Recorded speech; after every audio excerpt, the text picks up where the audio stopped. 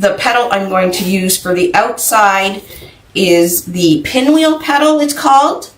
So what you're going to do is you're going to take that 10.5 by 10.5 inch piece that you cut. All right, we're going to turn it into a diamond shape in front of you. And I always stress that we're going to use, and this is just for, so you don't get any bad habits, in case you do like to make flower wreaths, always work with your mesh, unless instructed, always work with your mesh to the top left, bottom right, those factory edges, okay?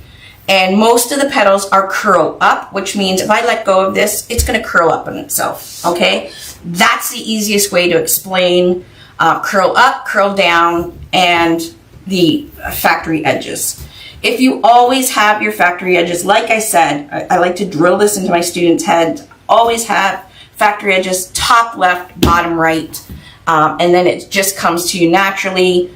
And then you don't even have to think about it when you're making other petals, okay? So all our petals today are going to be exactly like this, top left, bottom right. All right, so we have it in a diamond shape.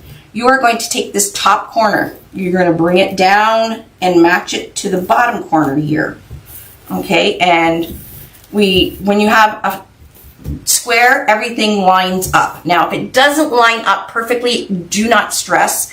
This petal is very forgiving, and that's why I really like this petal, because you don't have to wood burn it, because you're not going to see any frays. And it's fun. It gives it a really nice dimension. Okay, so your top corner to bottom corner, make this triangle shape. All right, and then you're going to take. I'm right-handed, so I always start with my right side.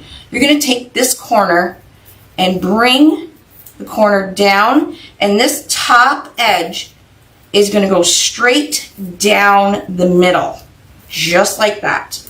And these edges right here will line up with each other. Okay, so top right, you're going to bring this edge right down the center of your petal.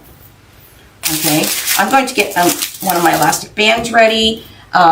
You can use your clips, so you can clip this so it doesn't, you know, when you let go, it doesn't open up, because we are going to now flip this over and do the same thing with this side. So this edge is going to go right down the center.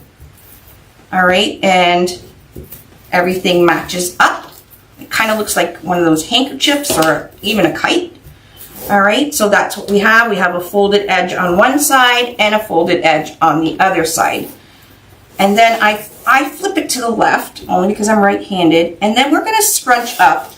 So you can put it down the corner on your measuring tape. So there's the very bottom corner. I have it on the 12, and I'm going to pinch it around the 10-inch mark here.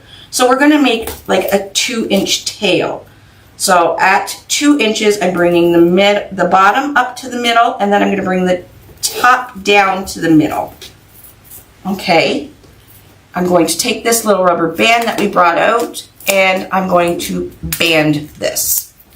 Okay, and there's our petal. So it's the same on both sides. It's a pretty cool petal, and as you can see, there's no edges that you see, so you're not going to see any of the fray.